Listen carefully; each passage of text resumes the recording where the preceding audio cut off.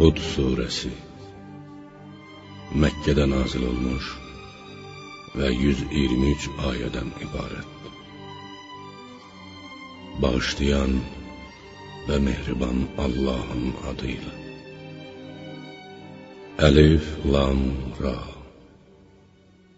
Bu ayələr hikmət sahibi, hər şeydən agah olan Allah tərəfindən təsbit olunmuş, sonra da müfəssəl izah edilmiş bir kitabdır ki, siz Allahdan başqasına ibadət etməyəsiniz. Mən sizi Allah tərəfindən cəhənnəmlə qorxudan və cənnətlə müjdəliyənəm. Və Rəbbinizdən bağışlanmağınızı diləyəsiniz.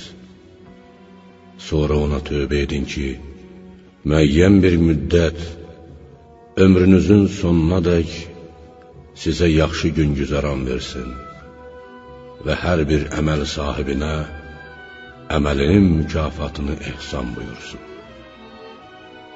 Əgər imandan, mənim dəvətimdən, öyüd nəsihətimdən üz döndərsəniz, bilin ki, mən böyük günün sizə üz verəcək əzabından qorxuram. Siz məhz Allahın huzuruna qayıdacaqsınız. O hər şeyə qadirdir. Bilin ki, kafirlər və münafiqlər Allahdan gizlənmək, küfrlərini, ikiyüzlülüklərini Peyğəmbərdən və möminlərdən gizlətmək məqsədi ilə iki qat olarlar, sinələrini bükərlər. Xəbərdar olun ki, onlar libaslarını büründükdə belə Allah onların gizli saxladıqları və aşkar etdikləri hər şeyi bilir. Allah ürəklərdə olanları biləndir. Yer üzündə yaşayan elə bir canlı yoxdur ki, Allah onun ruzisini verməsin. Allah onların ata belindəki, ana bətnindəki və ya dünyadakı sığınacaqlarını da əmanət qoyulacaq, ölüb dəfn ediləcək yerlərini də bilir. Bunların hamısı açıq-aşkar kitabdadır. Ərşi, su üzərindəykən hansınızın daha gözəl əməl sahibi olacağını sınayıb bilmək üçün göyləri və yeri 6 gündə yaradan O'dur. Ya Peyğəmbərim, əgər desən ki, siz öləndən sonra həqiqətən diriləcəksiniz, kafir olanlar, bu açıq-aşkar sehirdən başqa bir şey deyildir deyə cavab verərlər. Əgər onlara gələcək əzabı az bir müddət yubatsaq, sözsüz ki, istehza ilə bu əzabı gecikdirən, ona mane olan nədir deyəcəklər. Bilin ki, əzab onlara gələcəyi gün dəf olunmaz. Məsxəriyə qoyduqları əzab onları məhv edər. Əgər insana özümüzdən bir nemət daddırsaq, sonra da onu geri alsaq, şübhəsiz ki, o məyus və nankör olar. Əgər başına gələn bir müsibətdən sonra ona firavanlıq, səadət nəsib etsək, mütləq artıq fəlakətlər məndən sovuşdu deyər və sözsüz ki, sevinib öyünər. Səbr edənlər və yaxşı işlər görənlər müstəsnadır. Məhz onları günahlardan bağışlanma və böyük bir mükafat gözləyir. Ya Muhammed, müşriklərin heç olmasa Peyğəmbərliyinin doğruluğunu təsdiq etmək üçün ona bir xəzinə indiriləydi və ya onunla birlikdə bir mələk gələydi deməklərindən dolayı, bəlkə də sənə gələn vəhyin bir hissəsini tərk etməli, bəzi ayələri dərhal təbliğ etməyib təxirə salmalı olacaqsan və bəzən buna görə ürəyin qısılacaq. Sən ancaq müşrikləri və kafirləri Allahın əzabı ilə qorxudan bir Peyğəmbərsən. Allah isə hər şeyə vəkildir. Yoxsa müşriklər O Qur'anı özündən uydurdu deyirlər. Onlara de, əgər doğru deyirsinizsə, onun kimi özünüzdən 10 surə uydurub gətirin və bu işdə Allahdan başqa kimi bacarırsınızsa, onu da köməyə çağırın. Yox, əgər köməyə çağırdıqlarınız sizə cavab verməsələr, bilin ki, o ancaq Allahın elmi ilə nazil olmuşdur. Ondan başqa heç bir tanrı yoxdur. Bütün bunlardan sonra İslamı qəbul etməzmisiniz? Kim axirətdən vaz keçib dünyanı və onun bərbəzəyini istəyirsə, biz ona əməllərinin əvəzini sağlamlıq, sərvət, övlad, gözəl yaşayış elə orada, dünyada verərik. Onların dünyadakı mükafatları əsla azaldılmaz. Dünyada yaxşı işlər görüb etiqadı olmayan şəxsə, axirətdə dünyəvi əməlləri heç bir fayda verməz. Çünki Allah ona dünyadakı yaxşı əməllərinin əvəzini elə dünyanın özündə verər. Belələrinin axirətdə atəşdən, cəhənnəm odundan başqa heç bir payı yoxdur. Onların dünyada gördükləri işlər puç olar və bütün əməlləri boşa çıxır. Məyər Rəbbindən açıq aydın bir dəlilə, Qur'ana istinad edən, ardınca Allahdan bir şahid gələn, ondan da əvvəl Musanın öz ümməti üçün bir rəhbər və mərhəmət olan kitabının, Tövratın təsdiq etdiyi kimsə, dünyaya meyl edənlər, ona bel bağlayanlar kimi ola bilərlərmi? Bunlar, bu dəlilləri təsdiq edən müsəlmanlar Qur'ana inanırlar. Ya Muhammed, Qur'anı inkar edən zümrənin, bütün müşriklərin və kafirlərin vəd olunduğu yer cəhənnəmdir. Artıq sən də onun barəsində şübhəyə düşmə. O sənin Rəbbindən gələn haqdır, lakin insanların əksəriyyəti buna inanmaz. Allaha iftira yaxandan, öz sözünü yalandan Allaha aid edəndən daha zalim kim ola bilər? Onlar Allahın huzuruna gətirilər, şahidlər, mələklər, peyğəmbərlər, bütün məxluqat, yaxud insanın öz bədəninin üzvləri belə deyərlər. Bunlar Rəbbi barəsində yalan söyləyənlərdir. Bilin ki, zalimlər Allahın lənətinə gələcəklər. O kəslər ki, insanları Allah yolundan döndərir, o yolu əymək istəyirlər, məhz onlar axirəti inkar edənlərdir. Onlar yer üzündə Allahın əzabından qaçıb canlarını qutara bilməzlər. Allahdan başqa onların köməyinə çata bilən də, əzabdan xilas etməyə qadir olan da yoxdur. Onları 2 qat əzab gözləyir. Onlar haqqı eşidə bilməz və onu görməzlər. Onlar özlərinə zərər eləyənlərdir. Yalandan uydurduqları bütlər də onlardan uzaqlaşıb qeyb olacaqlar. Şübhəsiz ki, axirətdə də ən çox ziyana uğrayanlar onlardır. İman gətirib yaxşı işlər görənlər və ümidlərini Rəbbinə bağlayanlar isə cənnətlidirlər. Onlar orada əbədi qalacaqlar. Bu iki tayfanın, kafirlərin və möminlərin vəziyyəti körlə karın, görənlə eşidənin vəziyyəti kimidir. Onlar eyni ola bilərlərmi? Məyər ibrət almırsınız? Həqiqətən biz Nuhu öz tayfasına peyğəmbər göndərdik. Nuh dedi, mən sizi Allahın əzabı ilə açıq-aşkar qorxudan bir peyğəmbərəm. Allahdan başqasına ibadət etməyin.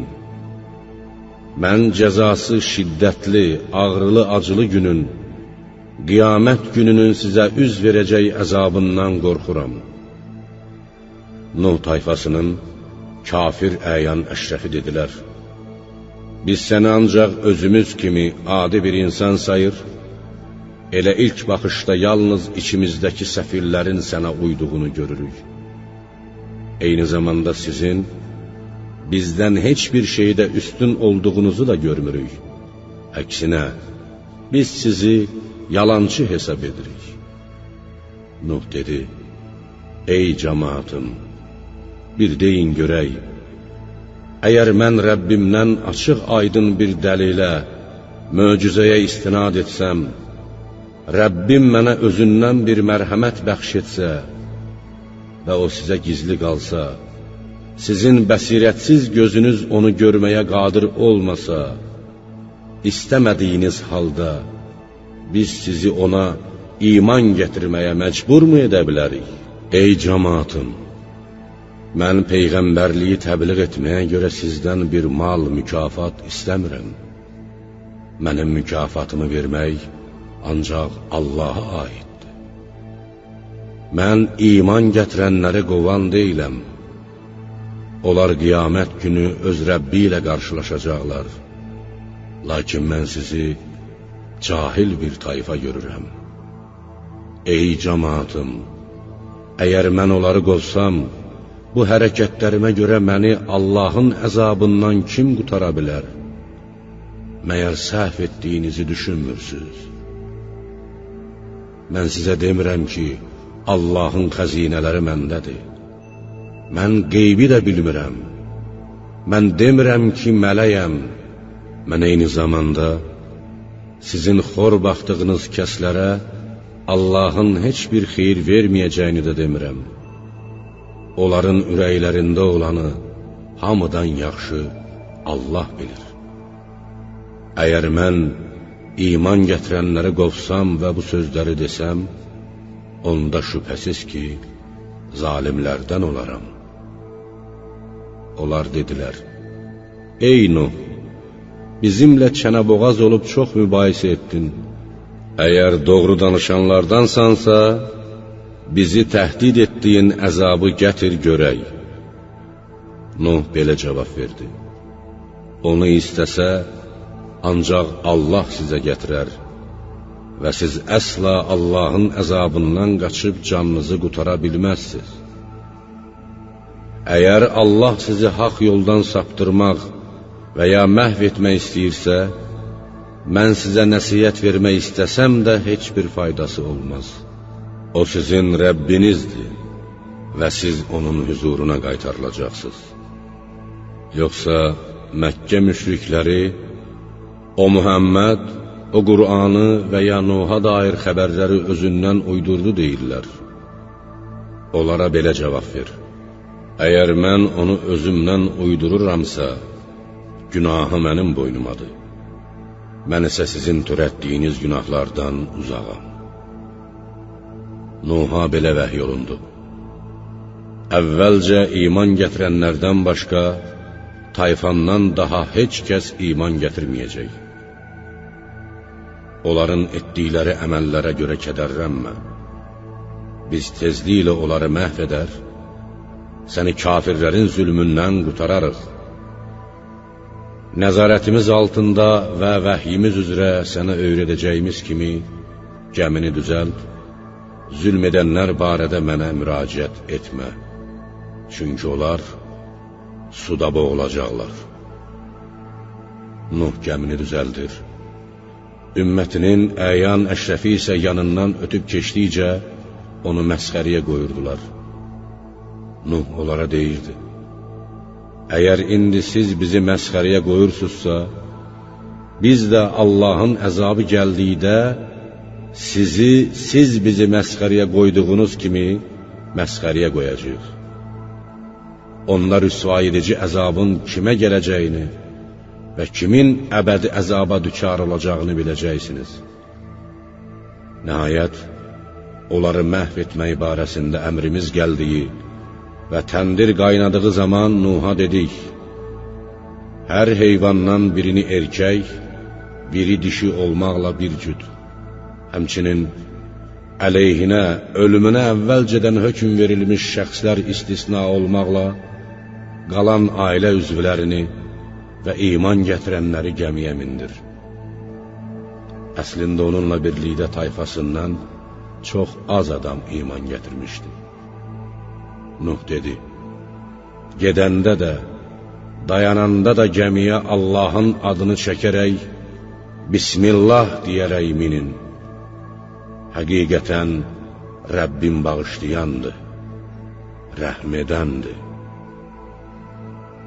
Gəmi onları dağlar kimi yüksək dalğaların içi ilə apardığı zaman, Nuh gəmidən aralı olan oğlu Kənanı haraylayıb dedi, oğlum, bizimlə birlikdə gəmiyə min, kafirlərdən olma.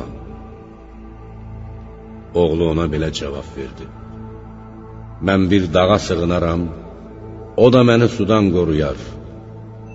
Nuh dedi, Allahın rəhm etdiklərindən başqa bugün heç kəs insanları onun əzabından qoruya bilməz. Nəhayət, dalğa ata ilə oğlun arasına girib, onları bir-birindən ayırdı və o da suda boğulanlardan oldu. Allahdan bir əmr olaraq, ey yer, suyunu ud, ey göy, yağışını saxla deyildi. Su çəkildi, iş bitdi. Nuh'a iman gətirməyənlərin məhv edilməsi barədə Allahın əmri yerinə yetdi. Gəmi Cudi dağı üzərində oturdu və zalimlər məhv olsun deyildi. Nuh Rəbbinə dua ilə müraciət edib dedi, ey Rəbbim, oğlum Kənan mənim ailə üzvlərimdəndir. Sənin vədin sözsüz ki, haqdır. Sən hakimlərin hakimisən. Allah buyurdu, ey Nuh, o sənin ailəndən deyildir. Çünki o küfr etməklə pis bir iş görmüşdür. Elə isə bilmədiyin bir şeyi məndən istəmə. Sənə cahillərdən olmamağı tövsiyə edirəm. Nuh dedi, ey Rəbbim, bilmədiyim bir şeyi səndən istəməkdən, belə bir işə cürət etməkdən sənə sığınıram. Əgər məni bağışlamasan, rəhm etməsən, ziyana uğrayanlardan olaram. Sonra belə deyildi, ey Nuh, sənə və səninlə birlikdə gəmidə olan cəmaatdan törənəcək mömin ümmətlərə bizdən əminamanlıq və bərəkətlər bəxş edilməklə gəmidən en. Gələcəkdə sizin nəsildən olub küfr edəcək bəzi ümmətlərə də dünyada dolanışıq verəcək, sonra isə axirətdə onları şiddətli bir əzaba düçar edəcəyik. Bu əhvalatlar sənə vəhy etdiyimiz qeyb xəbərlərindəndir. Bundan qabaq onları nə sən, nə də ümmətin bilirdi. Ya Peyğəmbərim, müşriklərin və kafirlərin əzab əziyyətinə səbr et. Həqiqətən gözəl aqibət müttəqilərindir.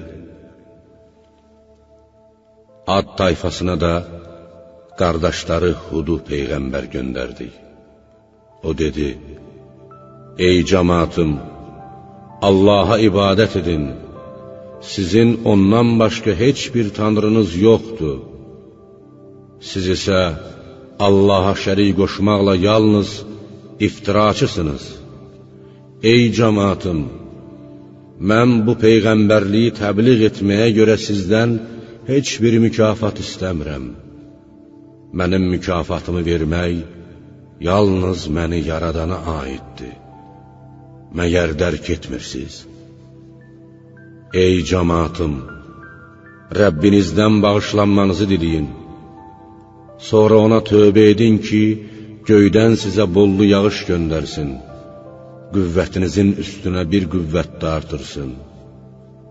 Mənim dəvətimdən və imandan günahkar olaraq üz çevirməyin. Onlar da dedilər, ey Hud, sən bizə aşkar bir möcüzə ilə gəlmədin. Sənin sözünlə tanrılarımızı tərk edən deyilik. Biz sənə inanmırıq. Biz ancaq bunu deyirik ki, bəzi tanrılarımız onlara tapınmağımızı qadağan etdiyinə görə sənə sədəmə toxundurmuşdur.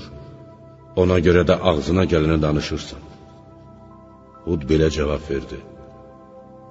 Allahı şahid tuturam və siz də şahid olun ki, mən sizin Rəbbinizə qoşduğunuz şəriklərdən uzağam.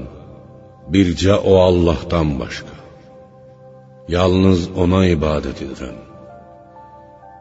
İndi hamılıqla mənə qarşı nə hiylə qurursunuzsa qurun və mənə heç möhlət də verməyin. Mən özümün və sizin Rəbbiniz olan Allaha təvəkkül etdim. Yer üzündə elə bir canlı yoxdur ki, onun ixtiyarı Allahın əlində olmasın. Həqiqətən Rəbbim düz yoldadır. Ədalət sahibidir. Hər kəsin cəzasını öz əməli müqabilində verir. Heç kəsin haqqını tapdalayıb mükafatını azaltmır. Möminə cənnət, kafirə isə cəhənnəm qismətidir. Əgər imandan üz çevirsəniz, bilin ki, mən Allahın mənə lütf etdiyi peyğəmbərliyi, buyurduğu hökmləri sizə təbliğ etdim. Rəbbim yerinizə başqa bir ümmət gətirər və siz ona heç bir zərər yetirə bilməzsiniz. Həqiqətən Rəbbim hər şeyi hifz edəndir.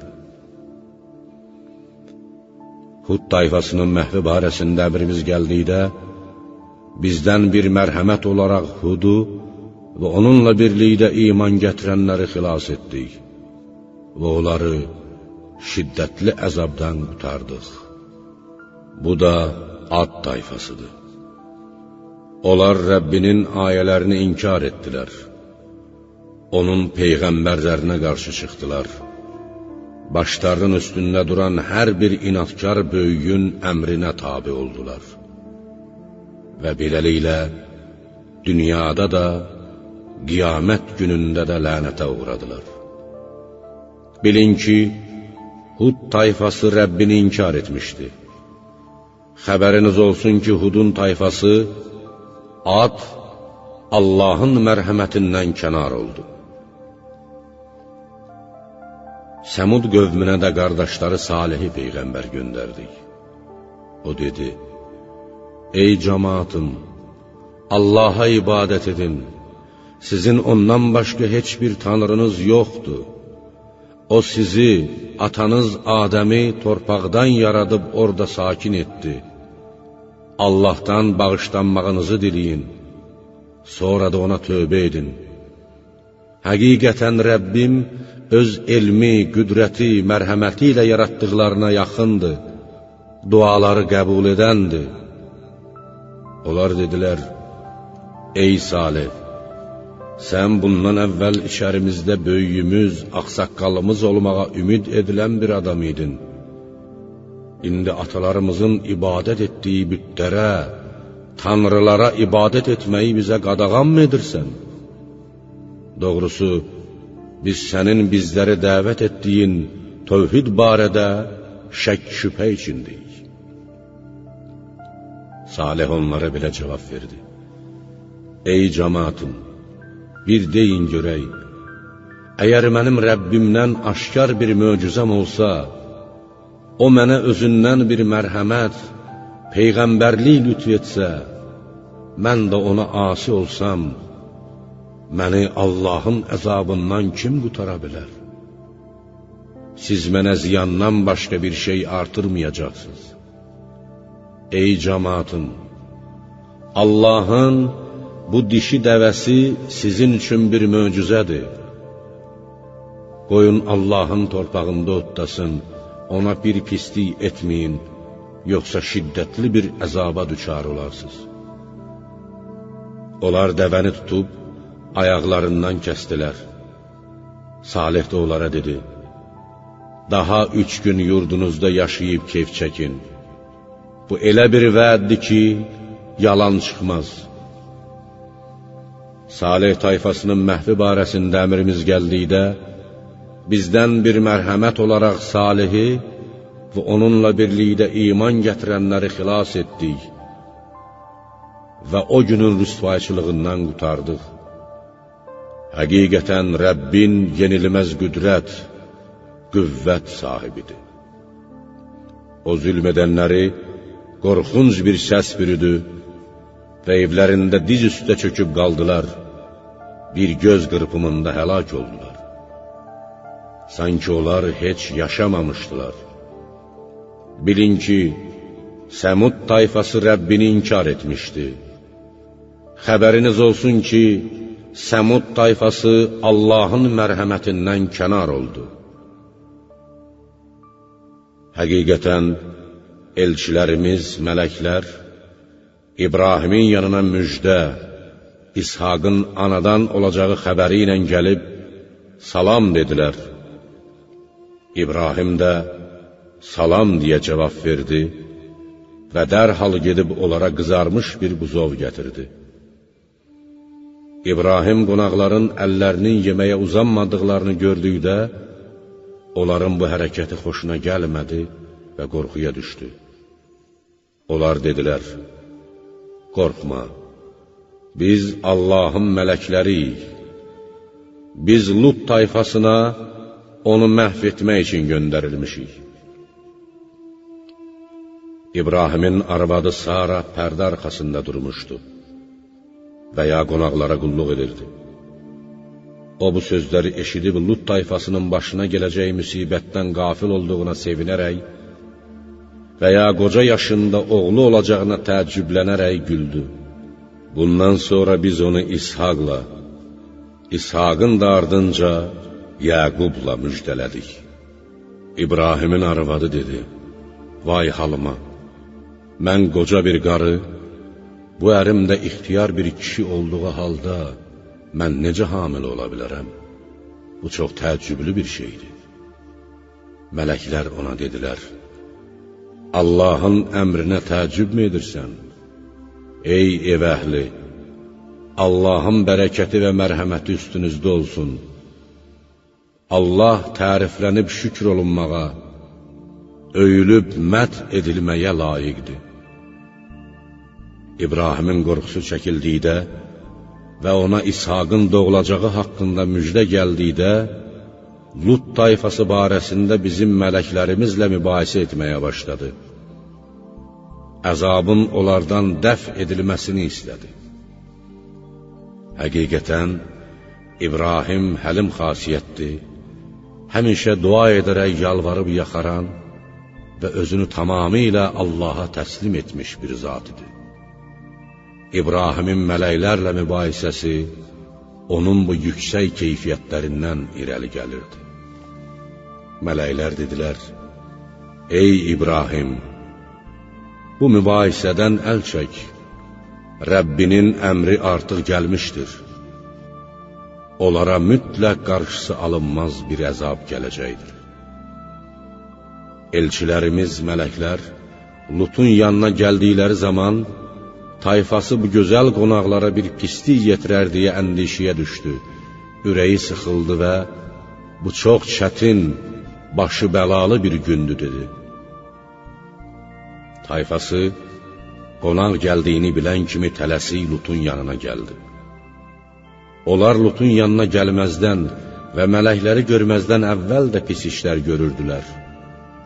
Lut onlara dedi, ey qövmüm, bunlar balalarım və ya ümmətimin qadınları mənim qızlarımdır. Onlardan şəriətə müvafiq surətdə istifadə edin.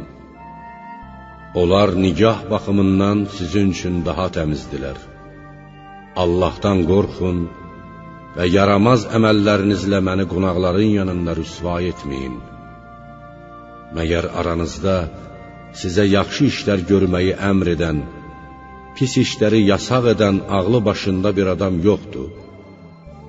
Onlar dedilər: sənin qızlarına heç bir rəğbətimiz və ya ehtiyacımız olmadığını şübhəsiz bilirsən. Nə istədiyimizi də yəqin ki, bilirsən.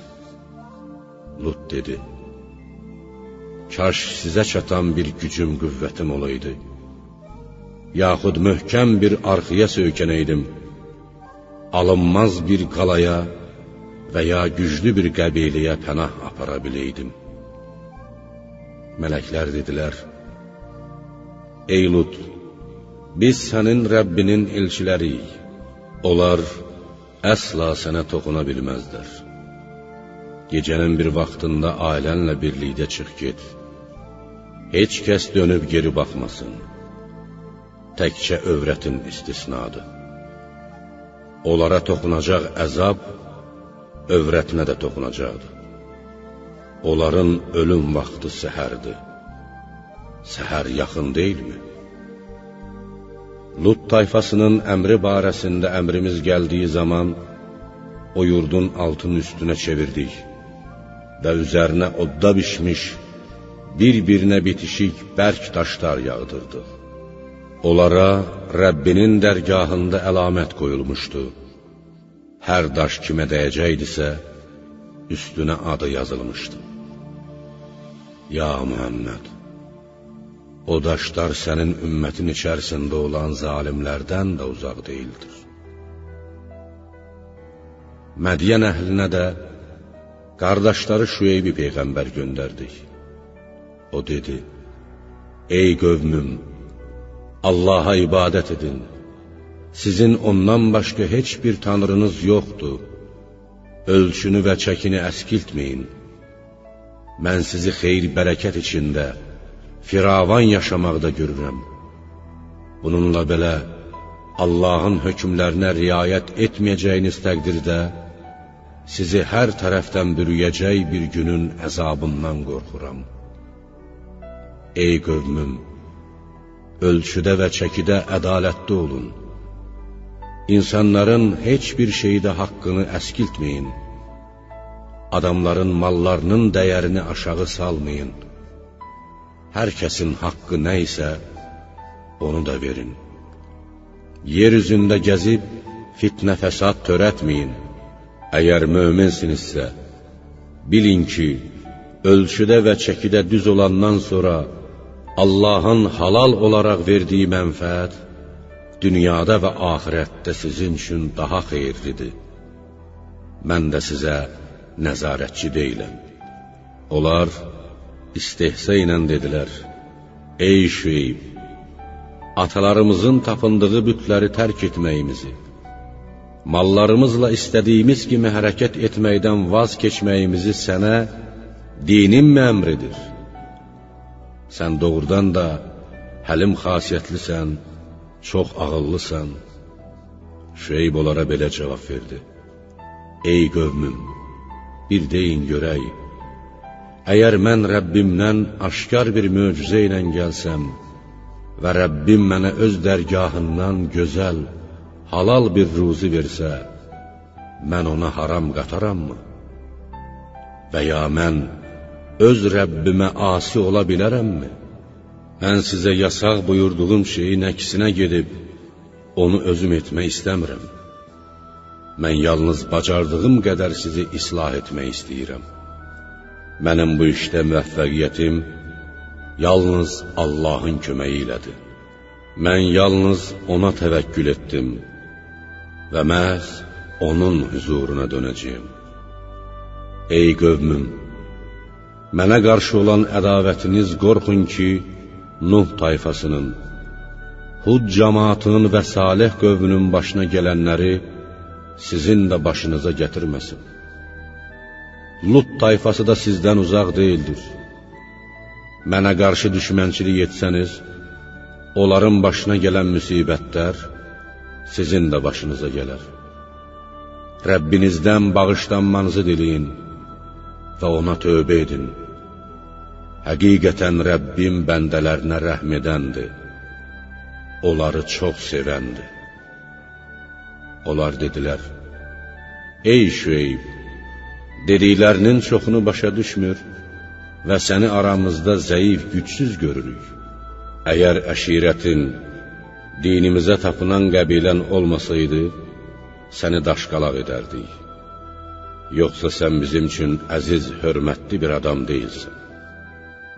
Şüeyb dedi, ey qövmüm, məgər mənim əşirətim sizə Allahdan da əzizdir ki, onu unudub saymırsınız? Həqiqətən Rəbbim elmi ilə nə etdiklərinizi biləndir. Ey qövmüm, əlinizdən gələni edin, mən də etdiyimi edəcəyəm. Rüsvayedici əzabın kimə gələcəyini və kimin yalançı olduğunu biləcəksiniz. Əzabı gözləyin. Doğrusu, mən də sizinlə birlikdə gözləyirəm. Şüeyb tayfasının məhvi barəsində əmrimiz gəldikdə, özümüzdən bir mərhəmət olmaqla Şüeybi və onunla birlikdə iman gətirənləri xilas etdik. O zülm edənləri isə dəhşətli, tükürpədici bir səs bürüdü və onlar öz evlərində diz üstə çöküb qaldılar, bir göz qırpımında məhv oldular. Sanki onlar heç yaşamamışdılar. Bilin ki, Mədiyən tayfası da Səmud qövmü kimi Allahın rəhmətindən uzaq oldu. Biz Musanı da möcüzələrimizlə və aşkar bir dəlillə Peyğəmbər göndərdik. Firona və onun əyan əşrəfinə. Onlar Fironun əmrinə tabi oldular. Halbuki Fironun əmri düzgün deyildi. Firon qiyamət günü cəmaatının qabağında gedib, onları atəşə aparacaq. Onların düşəcəkləri yer necə də pisdir. Onlar bu dünyada da, qiyamətdə də lənətə düçar olmuşlar. Onların qisməti necə də pisdir. Bu, məhv olmuş məmləkətlərin xəbərlərindəndir ki, sənə söylədik. Onların bəzisindən əsər əlamət qalmış, bəzisi isə yerlə yeksən olmuşdur. Biz onlara zülm etmədik. Onlar özlərinə zülm etdilər. Allahdan qeyri ibadət etdikləri tanrılar, Rəbbinin əmri gəldikdə onlara heç bir fayda vermədi. Əksinə, yalnız ziyanlarını artırdı. Rəbbin zülmkar məmləkətləri əzabla yaxalayanda, belə yaxalayar. Onun cəzası doğrudan da ağrılı-acılıdır, şiddətlidir. Bütün bu deyilənlərdə, axirət əzabından qorxan şəxs üçün həqiqi bir ibrət dərsi vardır. Bu bütün insanların bir yerə cəm ediləcəyi, hamının şahid olacağı bir gündür. Biz onu yalnız müəyyən bir müddət üçün təxirə salmışıq. Qiyamət gəldiyi gün, Allahın izni olmadan heç kəs danışa bilməz. O gün insanların bir qismi bədbəxt, bir qismi isə xoşbəxt olacaqdır. Bədbəxt olanlar od içərisində, cəhənnəmdə qalacaqlar. Onları orada fəryad gözləyir. Rəbbinin istədiyi, tövhid və iman əhli istisna olmaqla, onlar orada əbədi, göylər və yer durduqca qalacaqlar. Həqiqətən, Rəbbin istədiyini edəndir. Xoşbəxt olanlar isə, Rəbbinin dilədiyindən əlavə, tükənməz bir neymət kimi, göylər və yer durduqca, cənnətdə əbədi qalacaqlar. Elə isə, bu bütpərəstlərin tapındığı bütlərin batil olmasına şübhə etmə. Onlar ancaq atalarının əvvəlcə ibadət etdikləri kimi, kör-körənə ibadət edirlər. Biz onların qismətini əskiltmədən, tamam kamal verəcəyik. Biz Musaya kitab verdik və onun barəsində də ixtilaf düşdü. Yahudilərin bəzisi isə inanmadı.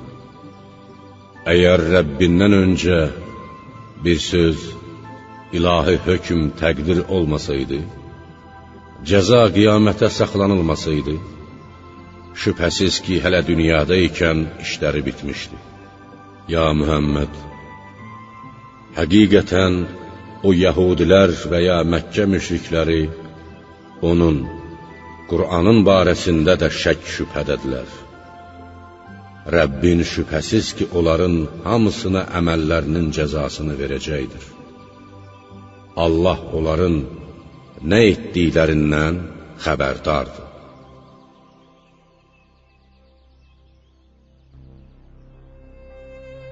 Ya Muhammed, sənə əmr edildiyi kimi düz yolda ol.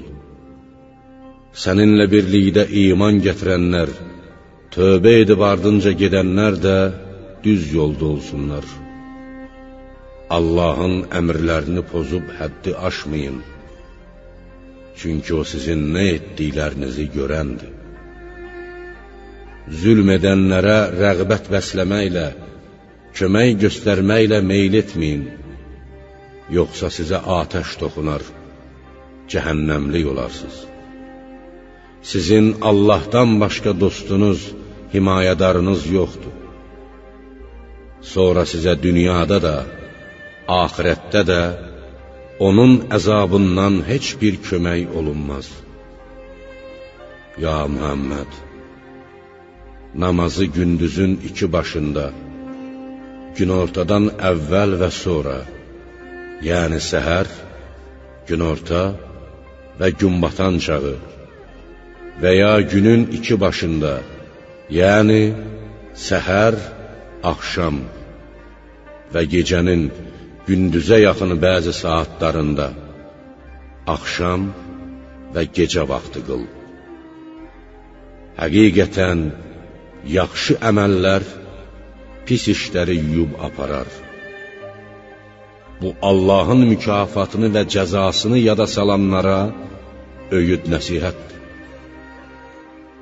Müşriklərin və kafirlərin əzab əziyyətinə səbr et.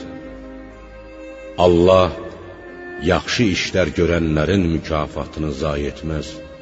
Barı sizdən əvvəlki nəsillərin ağıl və fəzilət, hünər sahibləri yer üzündə fitnə fəsad törətməyi qadağan edəydilər. Onların xilas etdiyimiz az bir qismi istisnadır.